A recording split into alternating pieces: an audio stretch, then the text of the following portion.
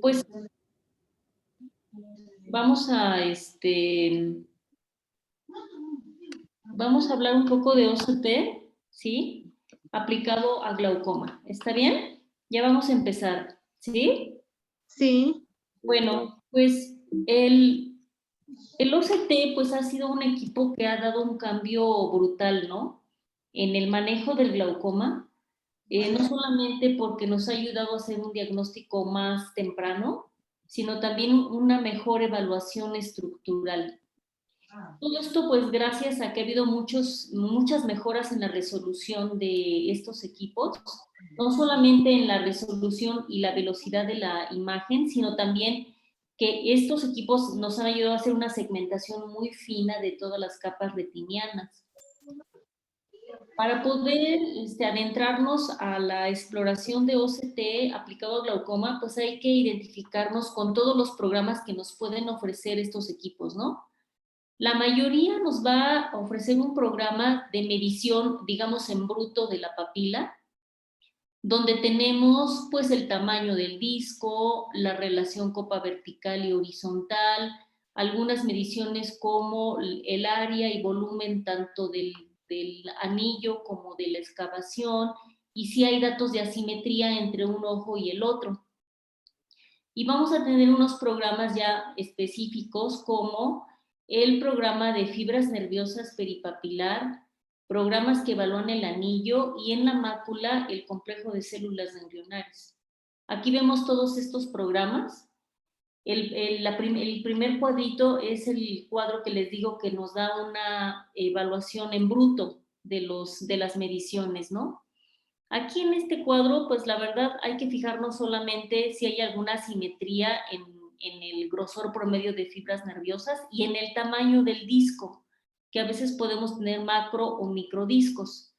En realidad, para hacer un análisis más fino, tendríamos que irnos a los programas ya directos, que poco a poco en la plática los vamos a ir viendo. Bien, el protocolo de fibras nerviosas peripapilar es el protocolo que primero fue implementado para glaucoma. Este protocolo consiste en hacer un escaneo desde el centro del nervio óptico alrededor del mismo. Y bueno, cada equipo hace el escaneo de manera diferente y a diferentes distancias. Por tal motivo, todas las medidas no son intercambiables. Con esto vamos a obtener tanto el promedio de fibras nerviosas peripapilar como un análisis a nivel sectorial.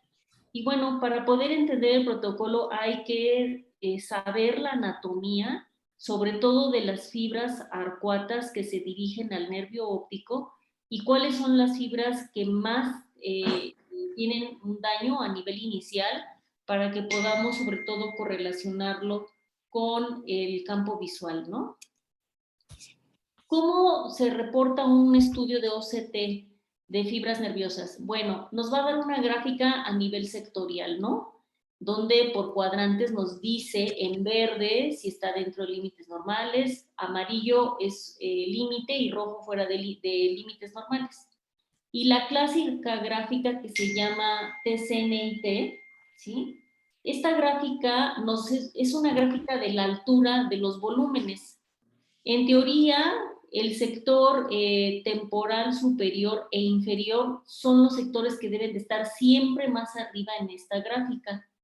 La línea nos refleja exactamente las alturas y es muy importante que veamos en cada una de las regiones cómo se comporta la gráfica para que podamos nosotros detectar, por ejemplo, algún defecto, ¿sí? Como este escaloncito que vemos aquí, que pudiera dar inicio a un pequeño defecto focal. Hay zonas de las fibras nerviosas que son más susceptibles de daño. Estas zonas se llaman zonas de máxima vulnerabilidad macular y están situadas, en el caso de un ojo derecho, más o menos en el sector inferior, alrededor del meridiano de las 7 y arriba en el meridiano de las 4. Esto sería para un ojo derecho. Estas fibras son muy importantes porque son fibras que pueden dar un daño muy incipiente y que van a ser fibras que van a dar datos en un campo visual, sobre todo a nivel de la mácula. Por este motivo, un autor que se apellida Hood, propuso cambiar la gráfica TCNIT. Él propone que en los sectores temporales, que son los de máxima vulnerabilidad, los dejemos al centro de la gráfica y no en la orilla como tradicionalmente se ha expuesto. Con este modelo de Hood, en teoría, podríamos encontrar defectos a nivel de fibras nerviosas dentro de los 8 grados centrales que son el área macular y que en teoría podríamos correlacionarlos mucho mejor con un estudio de campo visual. Entonces, esto es muy importante porque probablemente ya muchos equipos de OCT van a cambiar su gráfica tradicional TCNIT a la gráfica que adopta el modelo de Hood, en donde los sectores temporales los van a poner en el centro de la gráfica. Aquí vemos, por ejemplo, cómo tenemos un defecto moderado de la capa de fibras nerviosas y un defecto severo, ¿sí? Vean que estamos analizando propiamente a detalle la gráfica. Ahora, es muy importante saber si un paciente está teniendo un problema por glaucoma o simplemente un cambio por la edad. Como todo, sabemos que la capa de fibras nerviosas se va perdiendo a medida que envejecemos. Por ejemplo, para un paciente normal, el grosor promedio debe de ser mayor a 100 micras. Ya se ha documentado la tasa de pérdida por año. Por ejemplo, para Cirrus es de 0.48, Spectralis 0.60. Y bueno, en glaucoma las tasas de pérdida empiezan a ser muy rápidas, de 0.98 micras por año en Cirrus y Spectralis 1.2 micras. Ahora, cuando analizamos las fibras nerviosas, podemos evaluarlas de una manera promedio, ¿no? A grosso modo. Y se ha documentado que, por ejemplo, una diferencia de más de 9 micras entre un ojo y el otro puede estar dando un indicio de un glaucoma inicial. Esto es muy importante porque a veces un OCT solamente lo vemos y a grosso modo todo en verde y decimos que está todo muy bien. Hay que tomarnos el tiempo de hacer un análisis considerando los números tanto sectoriales como promedio. El análisis sectorial es de suma importancia. Se ha documentado que puede haber una variabilidad de 4 micras entre un estudio y el otro, una variabilidad normal. Por eso el equipo considera 2 desviaciones estándar en el análisis sectorial para decir que una prueba es anormal. Esto nos empieza a dar cambios focales, sobre todo en estas regiones, como yo les decía, en la región temporal inferior en primer lugar y en segundo lugar la región temporal superior. Esta región es muy susceptible de daño inicial y también es muy susceptible de que puedan aparecer en el campo visual defectos, digamos, muy cercanos a la fijación. Un cambio focal no necesariamente puede afectar el promedio general, entonces es muy importante poner atención a detalle a los cuadrantes. Ahora, el equipo nos va a dar siempre un análisis de seguimiento. Este análisis de seguimiento, todos los equipos en general lo tienen, aunque voy a hablar un poco del Cirrus, porque creo que es el equipo que tiene un análisis de seguimiento, digamos, un poquito más estudiado. Para poder tener este análisis necesitamos 2 estudios basales bien hechos y 2 estudios de seguimiento. Si empiezan a aparecer en el mapa de espesor píxeles amarillos, significa que ha habido un cambio en un primer estudio de seguimiento, ¿no? Después de los 2 basales. Y si empiezan en rojo, ya hay un cambio en un tercer estudio. Se supone que cambios de más de 5 micras en el grosor promedio es ya estadísticamente significativo y empezamos a ver estas marcas amarillas o rojas. A nivel sectorial, el cambio debe de ser arriba de 7 a 8 micras para que el equipo nos empiece a dar un dato de progresión.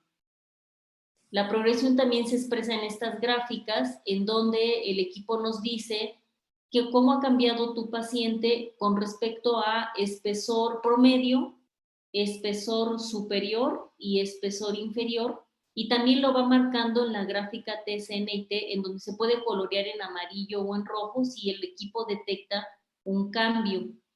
En una primera prueba, un primer cambio lo llama progresión posible y un segundo cambio progresión probable. Y aquí vemos cómo en esta gráfica ya se empieza a marcar en rojo una progresión en la región temporal inferior, como ven aquí en la gráfica, y bueno, para que podamos tener este seguimiento, al menos debemos de tener 5 pruebas, algo así como los campos visuales, ¿no? Debemos de tener al menos cierto número de pruebas. Quiero hablarles de algunos puntos importantes.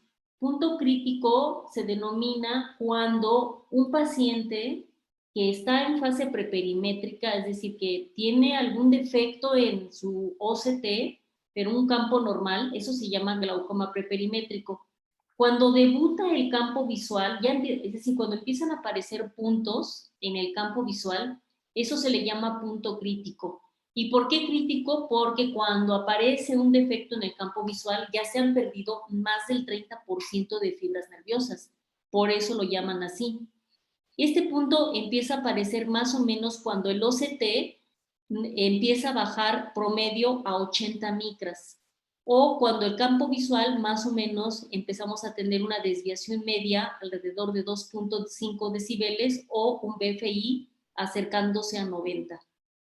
Y por el contrario, el efecto suelo significa que el paciente ha perdido tantas fibras nerviosas que más o menos llegando alrededor de las 50 micras, el equipo de OCT ya no es capaz de medir ningún dato de progresión, porque lo único que están midiendo son componentes no axonales como glía, vasos sanguíneos, que esos jamás degeneran. Aquí entonces la evaluación de progresión hay que hacerla con otras estrategias, como un programa de OCT macular o con campos visuales. Algo muy importante, es muy importante que nos identifiquemos con los softwares que nos ofrecen los equipos. Siempre revisar el escaneo original, hacer un análisis sectorial fino, tanto de la gráfica TSNT como de todos los sectores, porque a veces se nos pueden pasar por alto cambios muy sutiles en áreas muy pequeñas. Acuérdense que aunque veamos todo en verde, es muy importante evaluar numéricamente cada sector, porque esto nos puede ayudar a conducirnos a que nosotros diagnostiquemos lo que se le ha llamado una enfermedad verde. Es decir, que a pesar de que el paciente tiene un OCT estadísticamente en áreas de normalidad, pudiera empezar a tener algún daño. Vean, por ejemplo, este ejemplo me gusta mucho, porque es una paciente que la ha estado vigilando y bueno, su OCT basal empezó a aparecer esta zonita un poco extraña, ¿sí? En este sector con una medición de 100. Y bueno, en una segunda medición después de 8 meses bajó a 90. Y bueno, no tengo los demás, pero le bajó en 3 estudios consecutivos y obviamente eso da un criterio de que este paciente empieza a debutar con un glaucoma inicial, ¿no? ¿Por qué? Porque en el OCT vemos un dato contundente de que hay un cambio en el mismo sector, ¿sí? Y esto nos puede pues, indicar que el paciente pues, debe de recibir tratamiento. La zona de máxima vulnerabilidad macular es una zona que la debemos de tener muy presente, que como yo les decía, en un ojo derecho se presenta más o menos aquí en el sector inferior, alrededor de las 7, o en el sector superior, aquí en el sector de las 10, pero es más frecuente que se presente en el sector inferior. Esto se va a correlacionar mucho, sobre todo, con cambios en el OCT de fibras y también en el OCT macular y con debut en los campos visuales 10-2.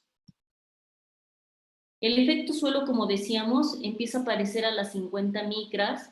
Aquí el equipo ya no puede medir absolutamente nada. Y bueno, cada equipo tiene digamos, un efecto suelo diferente, ¿no? Por ejemplo, el Spectralis lo empieza a dar más o menos a las 50 micras, Cirrus 57 y RTView 64. Y como decíamos, cuando llegamos a esta fase, hay que considerar otras formas de monitoreo. Los miopes hay que evaluarlos a detalle porque el programa de fibras nerviosas en estos pacientes da muchísimo margen de error, ya que los miopes pues tienen papilas oblicuas de tamaño grande, tienen coroidosis peripapilar y esto no se ajusta a ninguna base de datos normativa de los equipos. La mayoría de los pacientes miopes altos que les vemos patología peripapilar, en general, el resultado del OCT va a ser todo en rojo. ¿Por qué? Pues porque no se acopla a la base normativa. Ahora, la mayoría de los pacientes miopes, por lo general, van a tener un espesor de fibras nerviosas un poco más delgado. Incluso, digamos, podríamos decir es una delgadez fisiológica. Entonces, es, digamos, un poco erróneo evaluar pacientes en miopes altos con programa de OCT, específicamente con el programa de fibras, porque podemos tener mucho margen de error. Y a eso se le llama enfermedad roja. Siempre estar atentos a los artefactos, porque si el equipo, por ejemplo, no nos identifica correctamente el límite anterior y posterior de la capa de fibras nerviosas, que eso puede ocurrir en el 10%, es un error de segmentación, pues simplemente nos puede hacer un estudio normal, lo puede provocar que falsamente tengamos un falso positivo. Errores de descentración, es decir, que el técnico no coloque el centro del punto de fijación en el centro del nervio y eso puede aparecer como zonas más delgadas o paradójicamente más gruesas o problemas con la intensidad de la señal. Con respecto a algunas cuestiones anatómicas, por ejemplo, un grosor reducido generalmente puede aparecer cuando un paciente tiene opacidad de medios o los miopes, como habíamos dicho. Un grosor aumentado, pacientes que tienen mielinización de fibras, membranas epirretinianas o papiledema o problemas con la intensidad de la señal. Bien, ahora vamos a pasar a la evaluación de otro protocolo que nos ofrece el OCT, que es el protocolo macular. Y se le ha puesto mucha atención a este protocolo porque pues el 50% de las células ganglionares están en la mácula y sabemos que estas células son células de daño blanco, ¿no? En el paciente con glaucoma. Todos los equipos nos van a dar un protocolo de mácula. Y bueno, cada equipo lo que evalúa es el complejo de células ganglionares. Este complejo está... Hola, amigo, buenas tardes, ¿cómo va? ¿Perdón? Va, ¿Sí? unos... ¿Sí? Bueno, Por favor, desconecten los audios. el complejo de células ganglionares está compuesto por 3 sectores, ¿sí? El sector de la capa de fibras nerviosas, pero de la mácula, la capa propiamente de las células ganglionares y su plexiforme interna. Y como ven, cada equipo lo delimita de manera distinta. Por ejemplo, el Cirrus considera solamente las células ganglionares y la plexiforme interna. Ellos no toman en cuenta las fibras nerviosas maculares. El Spectralis sí considera las 3 estructuras, al igual que el Octovio y el NIDEC. Entonces, por tanto, las mediciones no son intercambiables, ¿no? Es importante que documentemos esto y, bueno, sepamos exactamente qué es lo que estamos midiendo. Doctora, disculpe. Nosotros ¿Sí? tenemos Octoview y Cirrus en la clínica. ¿Sí? El Cirrus siempre te va a dar medidas un poquito más gruesas en la capa de fibras nerviosas. Siempre. Las medidas son un poquito más altas. Y a ver si me puedo regresar. El Octoview considera totalmente el complejo, o sea, de aquí para acá. ¿Ok? El único que no lo considera es Cirrus. Cirrus se vuela, digamos, el grosor de fibras porque considera que esto puede dar un artefacto. Cirrus nada más mide esto. Digo, finalmente son detalles pequeños, ¿no? Pero vaya, es solamente como una cultura que debemos de tener, que pues todos los equipos segmentan el complejo de células ganglionares de una manera individualizada. Incluso, por ejemplo, Spectralis, hasta puede segmentarte cada uno de las 3 partes del complejo. Que bueno, pues algunos para investigación, algunos protocolos de investigación le han puesto atención, ¿no? Si solamente segmentar algún segmento en particular del complejo de células ganglionares te podría ayudar a hacer un diagnóstico como más oportuno de glaucoma. Bueno, la mácula, ¿cómo se afecta? Principalmente se afecta de forma arqueada, ¿no? Si tienes un cambio generalizado, sobre todo en etapas iniciales, es muy probable que tengas algún artefacto. Si tienes un cambio generalizado en etapas tardías, o sea, en un glaucoma avanzado, pues es lógico, porque ahí se afectan las 2 semirretinas.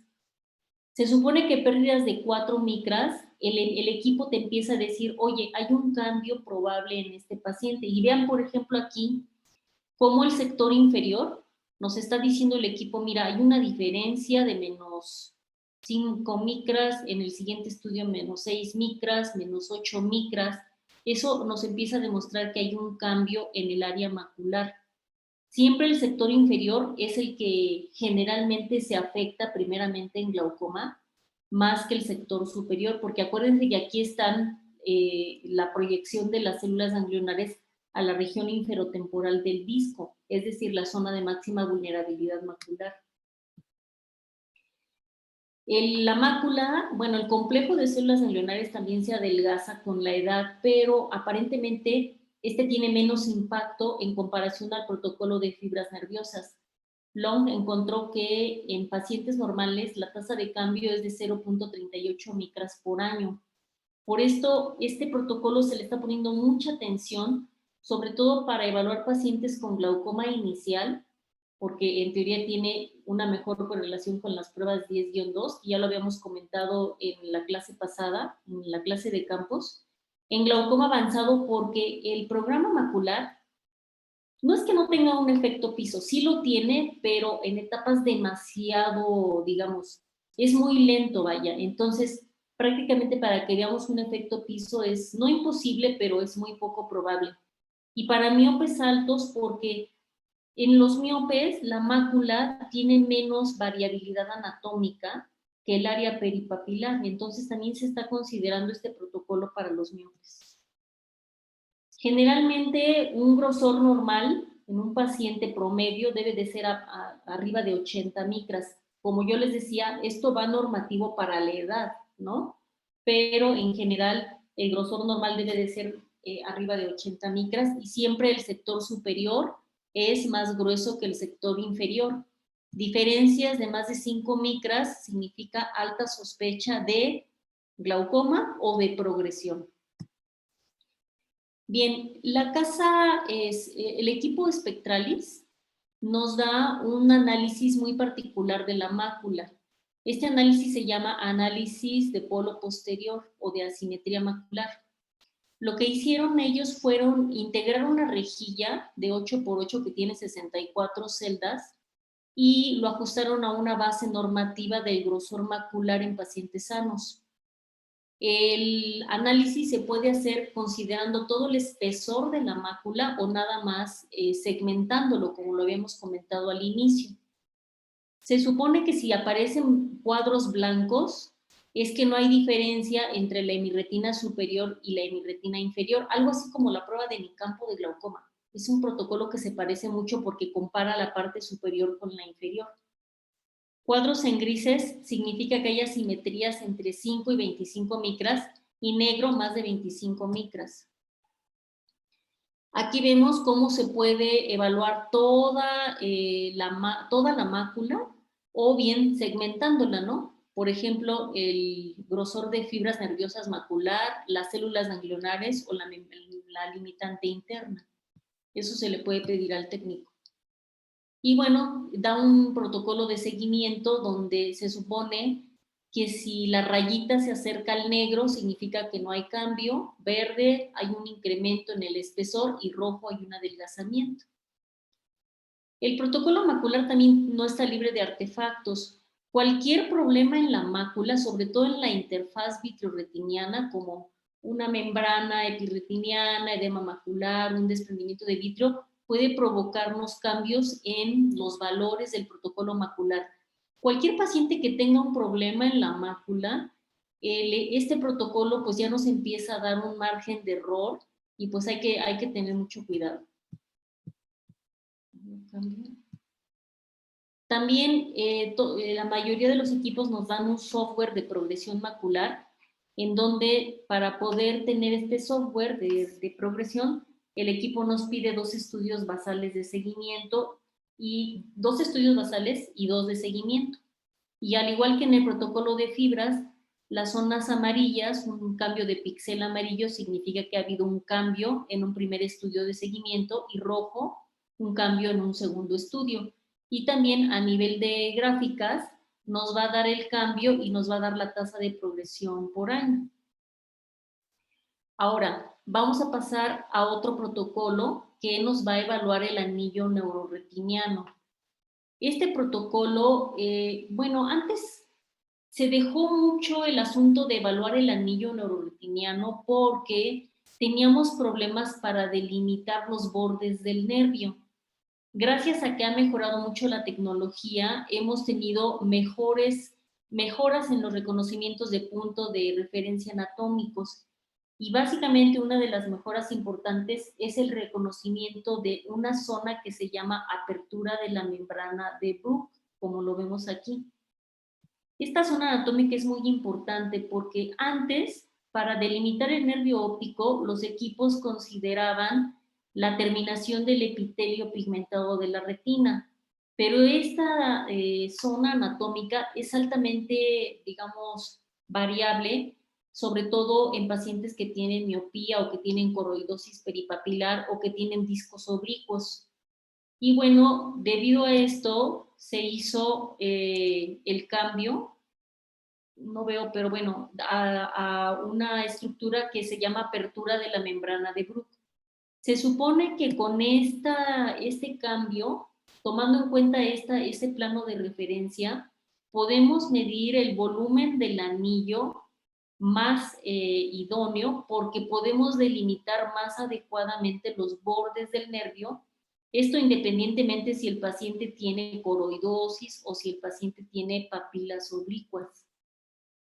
Este nuevo parámetro, que se llama distancia mínima del anillo neuroretiniano, es un nuevo parámetro en glaucoma, y como yo les decía, es una medida entre la apertura de la membrana de Bruch y la limitante interna. Se supone que con esta medida podemos medir mejor el anillo neuroretiniano, y algunos autores han promovido este protocolo para detectar daño glaucomatoso incipiente, porque tiene tasas de especificidad pues muy altas. El resultado igual nos lo da en una gráfica por sectores, como vemos aquí, y una gráfica con alturas. Y también nos va a colorear las zonas que están alteradas en amarillo o en rojo, de acuerdo a una comparación con una base normativa. Aquí vemos ejemplos. Un defecto del anillo neuroretiniano moderado, severo, y aquí, como vemos aquí, localizado. Por eso es muy importante ver también estas gráficas. Bueno, esto ya lo vimos. Ahora, es muy importante que lo que estemos viendo lo correlacionemos con la clínica y con lo que vemos en los campos visuales. Entonces, tengo aquí poquitos ejemplos en esta presentación. Vean, este paciente tiene aquí en su papila, digamos, una pequeña afectación del anillo neuroretiniano inferior, ¿sí? Vean cómo el vaso se dobla, cómo el equipo de OCT exactamente en esta misma zona, que como yo les decía es la zona de máxima vulnerabilidad macular, que es el sector temporal inferior, empieza a dar un defecto. Y en la gráfica TCNIT, este sector está más abajo, ¿sí? O sea, como que todo nos está embonando, ¿no? La clínica, el resultado del OCT, en el sector que estamos sospechando, cómo se refleja en la gráfica TCNIT y cómo pues ya debutó el defecto en un campo visual. Aquí vean un paciente que ya empieza a tener un glaucoma perimétrico, es decir, ya está en el punto crítico. Tenemos un defecto en el sector temporal inferior, bueno, sí, en el sector temporal inferior, y vean cómo estos defectos, sobre todo este sector, ¿sí? Porque ustedes pueden decir, ay, digamos, aquí hay que ponerle mucha atención es a ¿no? Este sector corresponde más o menos a esta región, ¿están de acuerdo? Y la mácula está por acá. Entonces, donde deberíamos de tener más atención es a estos sectores, aunque están en amarillo todavía, estos sectores se corresponden con la zona de máxima vulnerabilidad macular. Y vean cómo en un campo visual empieza a aparecer un solo punto, ¿sí? Que pues si que seguimos los criterios de Anderson, a lo mejor no es significativo en un primer campo visual, pero si seguimos a este paciente con campos visuales y vemos que este mismo punto empieza a aparecer con un nivel de P al 5% y se vuelve a repetir, obviamente es un defecto que sí existe y que se correlaciona, aunque todavía está en amarillo, esta zona de OCT, se correlaciona con un daño a nivel estructural. Aquí vean, este paciente... Doctora, no sé si puedo hacer ahí una pregunta en la diapositiva anterior. Ajá. Hay muchos equipos que a pesar de en los octágonos de tener el contagio de células ganglionares menor de 50%, se pintan verdes. ¿Eso es una falla en la máquina o es una... ¿Me estás diciendo? ¿Cómo se podría interpretar? Es como en el ejemplo que usted puso anteriormente, y ahí hay uno que tiene 54, ¿sí? Entonces, pero esa imagen se mira verde, se mira normal. Entonces, me ocurrió la pregunta de que por qué no se pinta en rojo. Oye, me estás hablando de protocolo macular, ¿verdad? ¿De mácula o de capa de fibras nerviosas? ¿Cuál de los dos? La anterior diapositiva. Aquí en esta, Mira, aquí nosotros vemos en el octágono, vemos un porcentaje de aquí. 58. Sí, pero Y al otro lado tenemos un 52.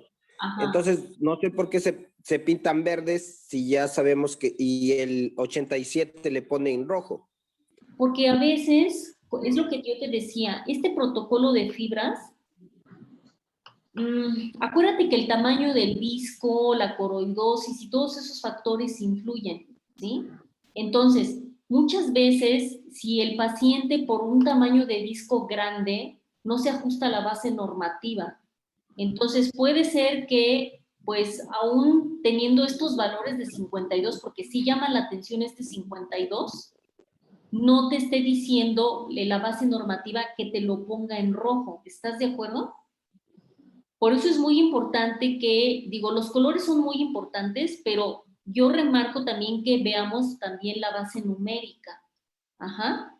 Porque acuérdense, todo esto es base normativa. Todos los equipos han tenido una base normativa de acuerdo, por ejemplo, a pacientes sajones, ¿no? No nos parecemos nosotros a los sajones.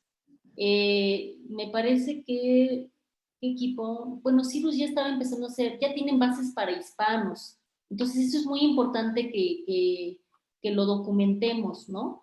Aquí me gusta este ejemplo porque, pues, aunque ustedes digan, es que esto todavía es amarillo, es borderline, ¿sí? Sí se correlaciona con un defecto en el campo visual, ¿no? O sea, se va correlacionando. Y aunque digamos, el grosor por sectores, tú te lo pone, bueno, arriba te lo pone en rojo, ¿estás de acuerdo? Acá abajo, aquí arriba te lo puso en 75. Este análisis, como en cuadrantes, a veces se te puede pasar por alto algún sector muy fino, por eso el equipo te da como más divisiones. Entonces, este sector de 52, sobre todo este, es el que a mí me llamó la atención en este paciente. Porque ahí tenemos uno que es menor, que es el de 49, pero está también en verde. Entonces, eso era mi pregunta. ¿Por qué a veces los datos no se pueden pintar o es problemas de software o es de la máquina? No, porque cada sector tiene su peso, ¿sí? siempre el sector nasal, o sea, este de acá, tiene menos peso. Y por eso el equipo, aún con 52, te lo está poniendo como normal. ¿Sí me explico?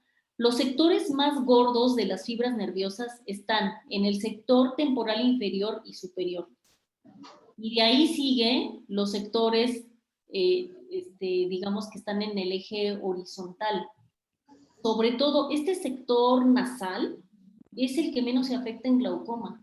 Por eso, aunque tú tengas un 52, te lo está poniendo todavía en verde. ¿Sí me explico? Porque para la base normativa, esta zona es, digamos, un poco probable que se afecte en glaucoma. Esta zona, ¿están de acuerdo? O sea, esta zona es muy raro que se afecte en glaucoma. En glaucoma generalmente se afecta, digamos, la zona de fibras nerviosas que van al rafe medio. Por eso todas las zonas, o casi la mayoría de los defectos campimétricos, te los da en el área de hierro. Puede debutar como un escotoma o un punto aislado como este, que después se puede convertir en un escotoma paracentral, ¿sí? Pero esta zona es la menos importante, vaya, el sector nasal. Ajá. Es como la regla Isen, doctora. Exactamente, la regla Isen, inferior, superior, nasal y temporal. Ajá.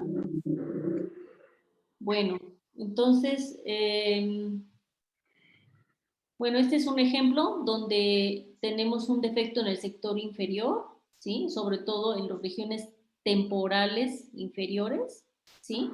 Y bueno, pues ya lógicamente se correlaciona con un defecto clásico en el campo visual. Y vean cómo en el OCT de mácula, el sector inferior está afectado. Hay algunas zonas en arriba que todavía están en verde, pero el equipo ya nos está diciendo que el sector inferior, ¿sí?, tiene afección. Aquí, pues aunque no es común que primero se debute la región superior, no es lo común, pero puede llegar a pasar. Tenemos un paciente con un defecto en fibras nerviosas en el sector superior, ¿sí? Y cómo empiezan a aparecer defectos en el campo visual en la región inferior que son pues reproducibles. Y aquí vemos un paciente con efecto suelo, donde ya tenemos defectos en múltiples zonas, en múltiples sectores, y bueno, como vemos ya un defecto importante en el campo visual, y la gráfica TCNIT, pues básicamente está abatida, ya no tiene ninguna doble joroba, está totalmente abatida. Y bueno, es el equipo Spectralis, y bueno, es un equipo muy, muy bueno, nada más que, pues obviamente, yo creo que pocos centros lo tienen. Un análisis a nivel de tanto de fibras nerviosas peripapilar, como vemos aquí, un defecto inferior, temporal superior e inferior, y el programa macular, cómo nos ofrece un cambio en la hemirretina inferior, y esto, ¿cómo esperaríamos el resultado en un campo? Pues con un defecto superior en el área de hierro. Bueno, pues las nuevas modalidades de OCT pues han tenido muchas mejoras, hay que conocer muy bien los protocolos que nos ofrecen estos equipos, las fortalezas, las debilidades, siempre conectarlos con el binomio estructura-función, es decir, los campos visuales siempre integrarlos y sobre todo, pues obviamente la clínica, ¿no? No sé si tengan alguna pregunta, doctores. ¿Tienen alguna duda? ¿No? Chicos, ¿alguna pregunta? La doctora ya sabe que interpretamos campo visual y OCT de nervio macular. Doctora, cuando usted empezó a explicar acerca de el contagio de células ganglionares que se dan en las tres capas de la retina, que es la capa de fibras nerviosas, células ganglionares y la plexiforme interna, nosotros vemos ahí que hay varias máquinas que toman en cuenta solamente esas tres áreas, pero hay otras máquinas que toman en cuenta hasta más o menos la nuclear externa. ¿Cómo cuál máquina? Entonces, no me acuerdo ahí las fotitos que estaba usted enfocando y está de color. No, el único que te quita, o sea, el cirrus, lo único que no te toma en cuenta es las fibras nerviosas macular. Acuérdense que el complejo tiene está compuesto por 3 zonas, ¿no? Ajá. La capa de fibras nerviosas macular, obviamente el complejo de células ganglionares y la plexiforme interna. O sea, entre esas 3 capitas se le llama complejo de células ganglionares. El OCT, el Spectralis te puede dividir las 3, ¿eh? Pero eso se ha manejado, la verdad, solamente para investigación. Porque eso de delimitar si nada más es el complejo o si también están afectadas la capa de células macular, de fibras nerviosas macular, o sea, ha habido mucha controversia. Y la verdad, pues, incluso ponerte de acuerdo de cómo delinear, o sea, o tú decirle a tu técnico, ¿sabes qué? Nada más ponle células, solamente las células ganglionares. O solamente a células ganglionares y el espesor de fibras nerviosas macular. Pues yo creo que es problemático porque para seguimiento, pues el siguiente técnico no va a saber ni cómo delimitarlo. Idealmente hay que seguir las instrucciones que te aconseja cada máquina. O sea, cada máquina hace la segmentación de una manera, digamos, automatizada, ¿no? Lo único que hay que saber nosotros es que a veces algunas máquinas lo segmentan de forma distinta. ¿Me explico? Pero así fijarnos como con lupa, cómo te está segmentando, realmente solo para investigación. ¿Sí? Ok, gracias, doctor. ¿Tienen alguna otra duda? ¿Qué equipo tienen? ¿Me dicen? Octoview y Cirrus. Ah, el Octoview. ¿Y cuál les gusta más? Lo que sí es muy importante, que cuando hagan un seguimiento lo hagan con el mismo equipo. O sea, no es correcto que estén haciendo, o sea, por ejemplo, que tengan pruebas basales con Octoview y luego lo sigas con Cirrus o al revés. O sea, eso es inadecuado. Si ya el paciente empezó con un equipo, tratar de seguirlo con el mismo equipo. Y sobre todo, hay que tener al menos dos pruebas basales para poder tomar criterio de progresión. Eso es muy importante. Al menos 2 estudios basales bien hechos. Y pues obviamente que tengan un buen técnico, ¿no? Porque a veces errores en la toma puede provocar que tengamos un error a la hora de hacer un diagnóstico, ¿sí? Sobre Sí, doctor. todo los errores de segmentación o de descentración, o sea, eso sí te puede provocar un error importante. Muy bien, ¿tienen alguna otra pregunta?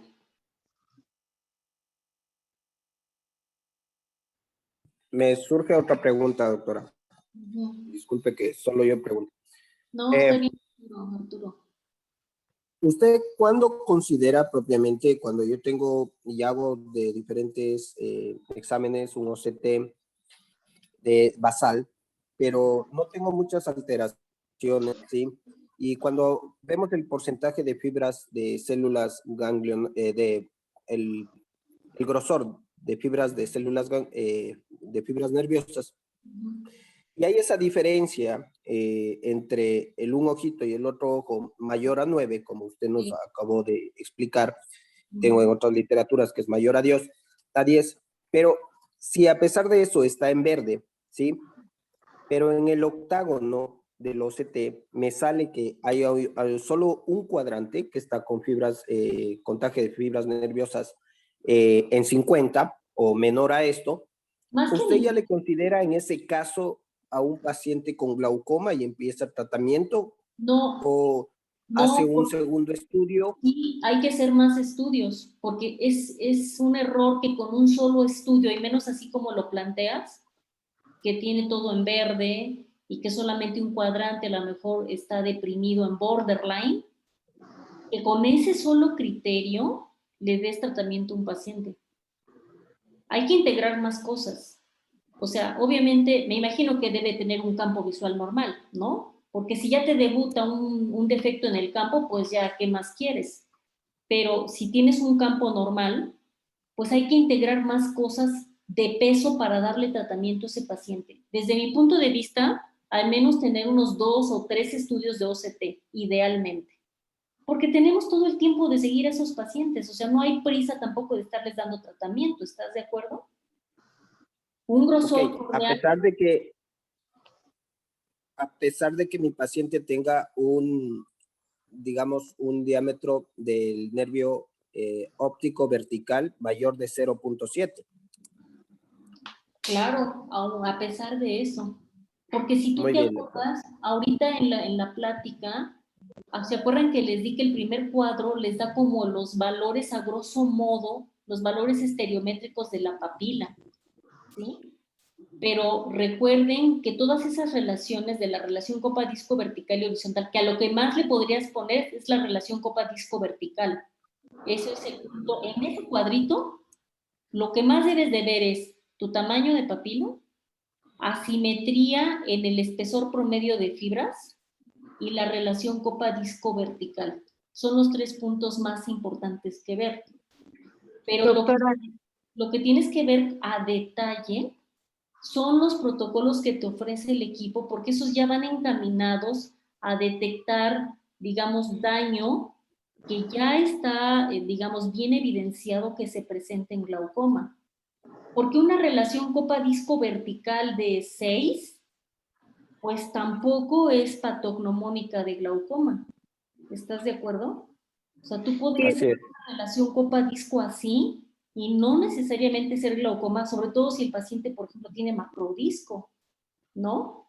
Entonces, por eso yo les comento que el cuadro es importante, el cuadro de, digamos, de valores estereométricos de la papila, pero más importantes son específicamente los protocolos que te ofrece tu equipo, ¿sí?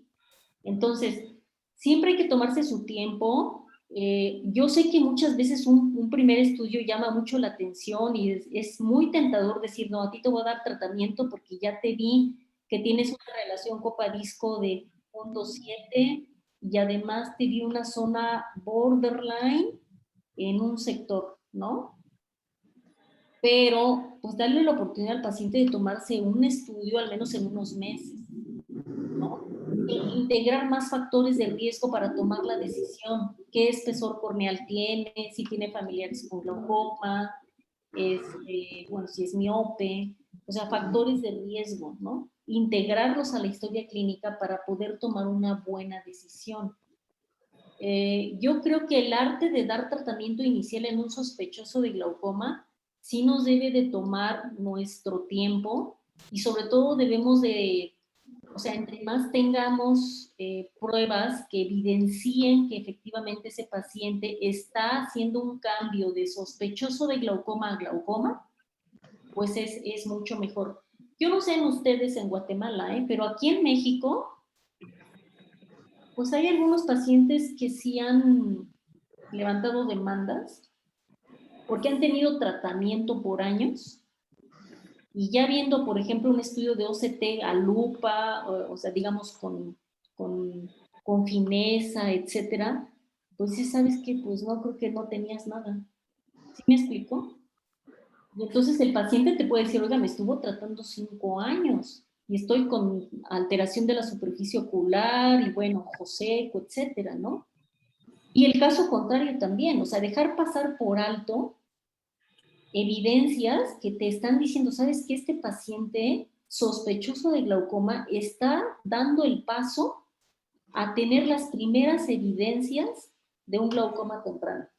Y eso lo puedes ver en un resultado de OCT, clínico. A ver, si tú tuvieras ese mismo paciente que me dices, está todo en verde, campo visual normal, espesor corneal, bueno, vamos a ponerle 540, ¿no?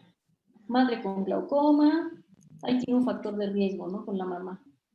Y todo la monitorizas bien y todo sale bien, pero un día le encuentras una hemorragia en la astilla. ¿Qué harías? Ya tengo un signo. Exacto. ¿Sí? Y es un Entonces, signo de ahí sí. eso. ¿no? Aunque la prueba estructural no te lo va, ¿por qué no te va a dar la prueba estructural? Te la va a dar, pero después de que pasó la hemorragia en astilla. Entonces, simplemente con ese punto, tal vez es un factor de peso importante para que a ese paciente le des tratamiento, ¿no? O a lo mejor tienes un paciente igual como me lo describes, pero en una primera visita o en varias visitas tiene en 10 y luego le tomas una en 19. O sea, tiene fluctuación. Entonces, hazle una curva horaria, ¿no? Y si tú documentas que ese comportamiento diurno y nocturno de la presión intraocular se sale fuera de límites fisiológicos, también es un factor de peso para indicarle tratamiento. ¿Y qué tan aconsejable, doctora, la prueba de agua aquí o la prueba de agua, la prueba de hidrostática, ¿no? Sí, sí la puedes hacer. Yo no la hago tanto, la verdad, pero sí es válido. Digo, a veces es difícil que a un paciente lo programen a una curva horaria.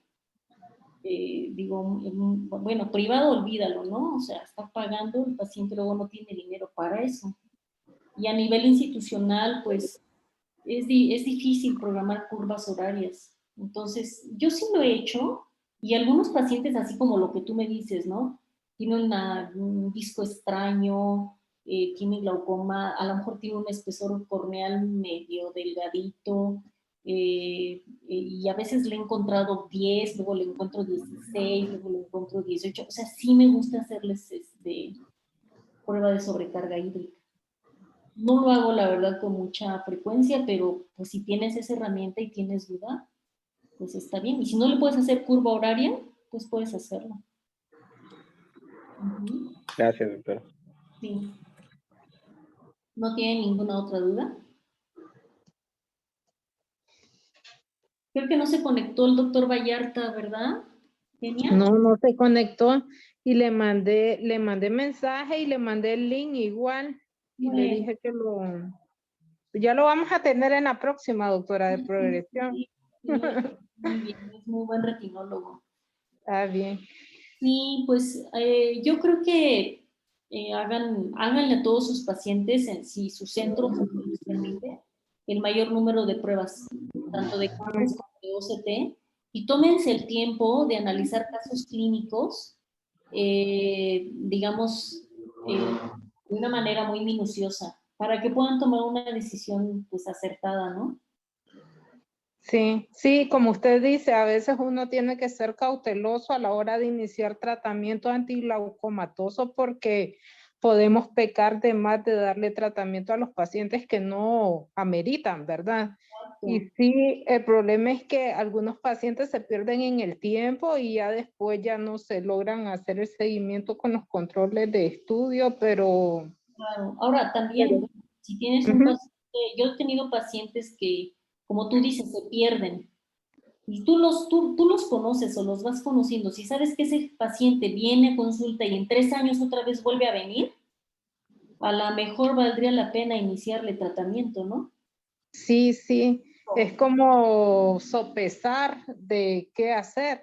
Exacto. Pero si tienes un buen paciente que te dice, ¿sabe qué, doctora? Yo sí quiero completar bien mi protocolo el primer año.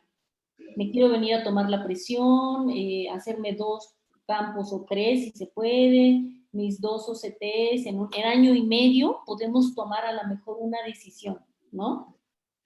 Hay pacientes que se prestan para que puedas tú, digamos, seguirlo.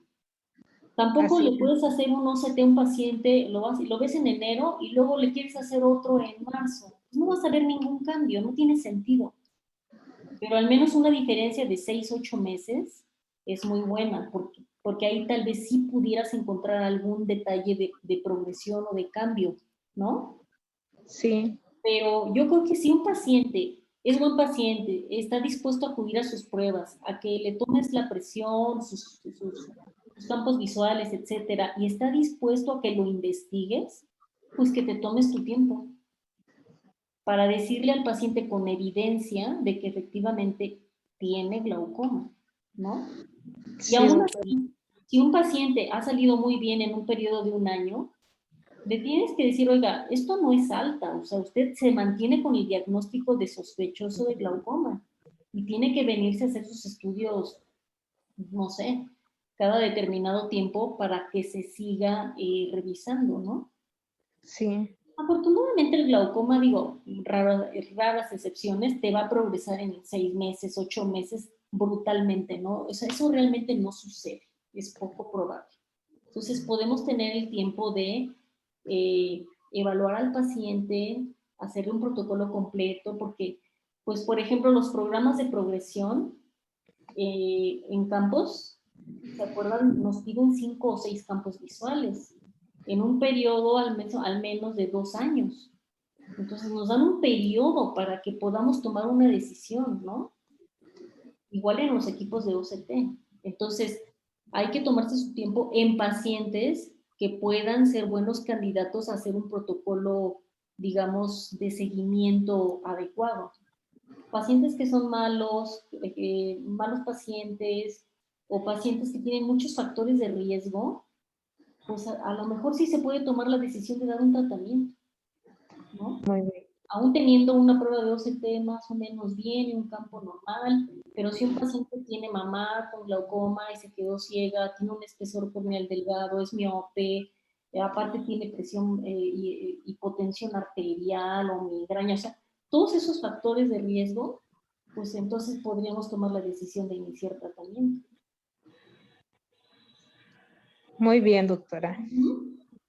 Bueno, pues Muchísimas espero gracias. que les haya seguido estas pláticas y pues no sé si después quieren ver algo en particular, pues avísenme y nos ponemos de acuerdo.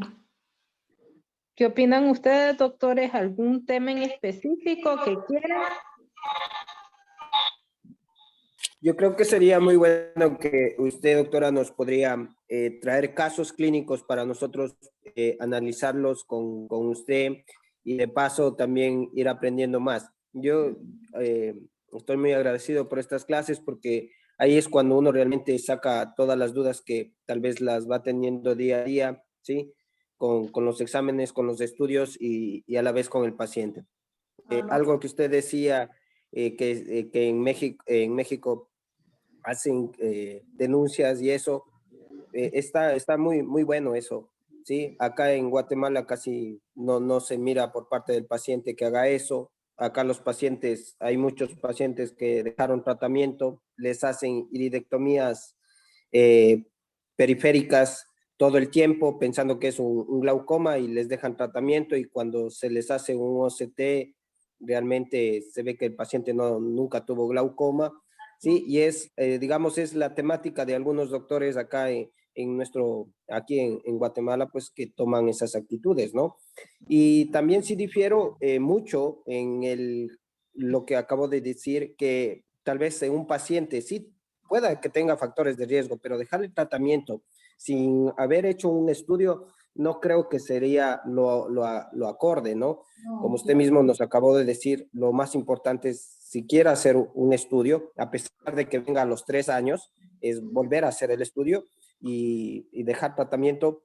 En la anterior plática usted nos dijo que hasta el 70% de pacientes no se llegan a poner gotas, ¿no? Entonces es muy importante saber eso también, que si dejamos gotas, el paciente, acá lo menos nosotros tratamos con personas de escasos recursos, a veces no tienen ni siquiera para comprarse la comida y peor para una gota. No Entonces tienen lo más ese barato que límite. sale comprarse acá es un colirio que se llama águila, No diga y este nombre. colirio vale 20 o 25 quetzales, ¿no? Entonces, con eso ellos alivian todas sus dolencias y a veces encontrarnos con todo esto, ¿sí? Entonces nosotros sí quisiéramos, yo a lo menos, yo sí quisiera casos, evidencia y con eso pues irnos familiarizando más con el tratamiento y qué hacer en casos, digamos, de un glaucoma de tensión normal o glaucomas que mantienen solamente alteraciones o signos mínimos, ¿sí? Clínicamente. Entonces, en esos son los casos que nosotros, a lo menos a mí siempre me ha quedado la duda, ¿qué hago? ¿Qué decisión voy a tomar? ¿Sí? Y eso sí me gustaría, ¿no? Gracias por todo, doctora, y muy amable por sus respuestas, muy buenas. Yo creo que me quedo muy satisfecho. Muy bien, pues un gusto estar con ustedes, muchachos. Ujú. De parte Doctora. de- Sí, Doctora, una clase de antiglaucomatosos también estaría de lujo. ¿de fármacos? Así es. Ah, ok, debo tener por ahí. Sí, déjame buscarla. Por ahí debo de tener. Ujú. Déjame Gracias, ver doctora. si tengo ya, digamos, hecho ahí entre todas mis pláticas y a través de la doctora Kenia nos ponemos de acuerdo, ¿les parece? Vale. ¿Sí? Y también si ustedes tienen algún caso raro o algo, y si les puedo ayudar, pues con todo gusto. Me lo pueden enviar por correo. ¿Cuál es Muchísimas su correo, gracias. doctora? Mi correo lo tiene la doctora Kenia. Sí tienes mi correo, ¿no? Sí, Kenia? sí, yo se los paso. Sí, alguna situación o alguna duda. Pero si puede escribirlo en el chat, doctora, para